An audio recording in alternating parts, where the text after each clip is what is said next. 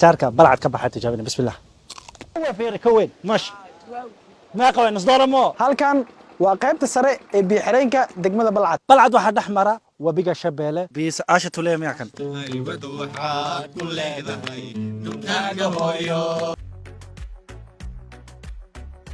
biyo-xireenka ugu weyn ee magaalada Balcad. aad iyo aad. biyo-xireenka ugu weyn waa degmada Balcad waa kana wuxuu leeyahay biyo-xireenka meel lagu xukumayo biyaha oo laga xiri karo laga furi karo.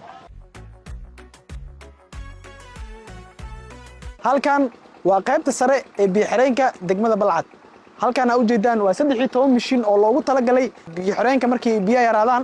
13kan waxaa loogu talagalay in biyaha lagu xiro si ay ugu faa'iideystaan bulshada ku dhaqan degmada Balcad. haddii ay biyaha bataan oo biyihii aad u bataan waxaan sameynaa 13kan mishiin waa la furaa si ay biyaha u gudbaan ee aadaan afgooy oo dhigle.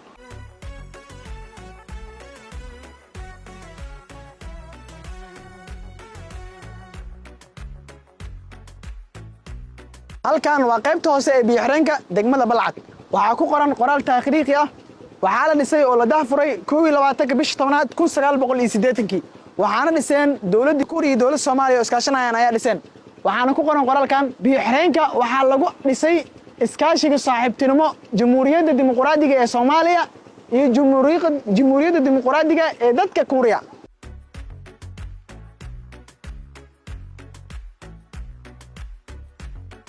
بيا واكن كانوا حريه هاي وقت حاليا دب كرة لقى فريا كر ما كان لقى فرق بيا صعنيا واكن وبيجي لنا عن كل هذا إلى أفجوية حاجة سويا كان كلا هادو فريه هاي ملايقة سلو الضوان واكن ملايقة ولي النوي بسم الله ما شاء يا كان بعد كان أكو قليل كان تصم ملايقة كتيرة كوين فيري كوين مش ما قوي نصدر مو بس ده واقعنا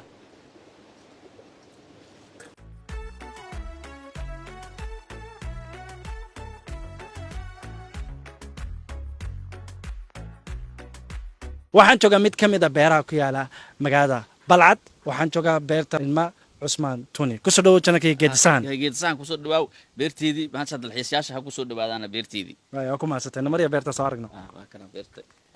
Balcad waxaa dhexmara wabiga Shabeelle wabigana waxa weeyaan wabiga ugu dheer Soomaaliya ee dhexmara wabiga waxaa ka faa'iideysta dad badan kumanaan kun oo dad ka faa'iideysta biyaha xagan oo ka yimaada ka bacdina waa ka itiinkii u geeniyay beerta dhan beeraha kale kuwaas yani beer ba xaga ku yaala hadda beero badan ba meesha ku yaala ma sha Allah Balcad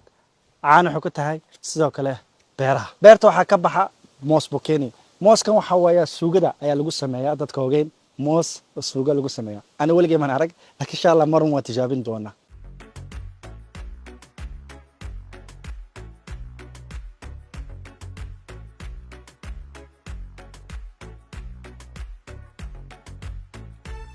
biyaan xagan socda ilaa bartan socda sababta maxay tahay biyaha waxa uu talagalay in geedka oo haay mirta oo haay isbuuc ka bacdina oo ka xirto biyi ka xiro uu talagalay marka cambaha soo u haayo oo dabaasha u soo ridin oo biyaha u ceshto uu talagalay biyaha hal isbuuc dhan oo ku jirayaan laakiin ka bacdi waa ka xiraa isbuuc kale ka xiraysa isbuuc kale ka xiraa biyina waa dhuqsaa meeqa geed camba xagan waa geedaha way badan yihiin geedo badan waay adiga 20 geed camba waay hadda cambaha soo dejinayna okay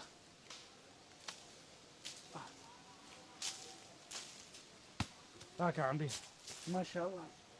ما شاء الله خيراتكي ضلك واكن عمبه قنبه مقعيس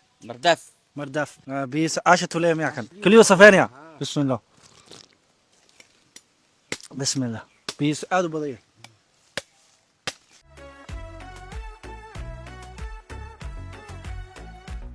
قجار واي واكس ساسو بحا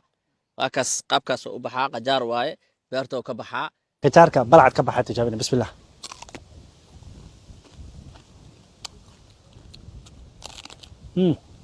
كبسر عليه واكن وراشيك لو دره واكن انت نو كبحا ما شاء الله wax walba dalka ka baxa geedkan waa afakaanda marka waxa ugu dhaliyay ina wadankeena ma ka baxdo laakiin wadamaha kale ka baxdaa abuurkeeda xabadii $2 Muqdisho la gadaa hoteelada lagu gadaa marka xabad laftiya soo gatay waa abuurtay marka waa dadkii ina hadda tuso inay afakaanda waxaan yihiin inay arkaan oo soo u baxayso oo waa kana geedkeeda tijaabo ahaan kabacdi waa ku beersa beerta titiran waa ku beeraya maasha allah de kiilaa adigana $2 la kiilada adigana $2 $2 $2 gadaa ay dadku dibadda ka keenay somo waddanka keenaan insha allah waana ku taageeranaa waay hadda waxaan tijaabinaynaa cuntooyinka ugu caansan ee deegaankan balcad iyo agagaarkeeda maxaa waaye cuntooyinkan geedsahan oo kusoo dhowow degmada balcad walaalkay waxaa kugu casuum waxay tahay cambuulo iyo maxog iyo bun deegaankan dhaqanka deegaanka waaye maxogaan aa ujeedid ama kasaafa afrikaanta kala dhahdaa 80% deegaanka waa laga isticmaalaa dadka degan 80% way isticmaalaan marka waa gacanta lagu cuniyaa miyaa aad iyo aad gacanta ku cunaysaa bataati oo kaleeto oo eegyahay bataati macaanka bataati macaan oo kale waaye sidoo kale meeshaan waxaa waaye macaan kanna waxaa waaye bunki waaye ha waxaa loo isticmaalayaa sinaan leeyahay inaad barato waaye ha aan leedahay saasna marka adiga ay qabo marka bixita waxaas waxaa waaye dhaqanka deegaanka waaye sidoo kale bunka waa ogtahay markii meel la isku casuumo mase madan la tago waxa ugu horeeya laga bilaabo waa bunkaas iyo maxogaas iyo cambuulada waa deegaankan waxaa ku xiga bariiskii iyo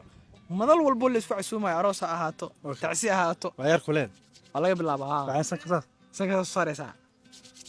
si fiican muuqaalkan sponsor waxaa ka ah Castello Cafe waxaan rabaa maanta hees maya maadaama baydhabo insha allah muuqaalka ku xigta waxaan noqonaysaa baydhabo ma garata so hees maya هسمع و ماي ha هذا ما دلبنا مثلا adika aan ma kala qaanay kasleedina ugu wanaagsan dadka arkaya diyaar ay ku tur Lawini mabora Mena augare Ilpe banochi Ihadare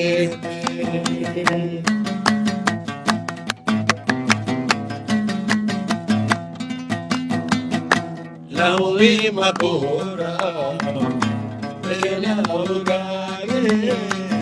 Ilpe banochi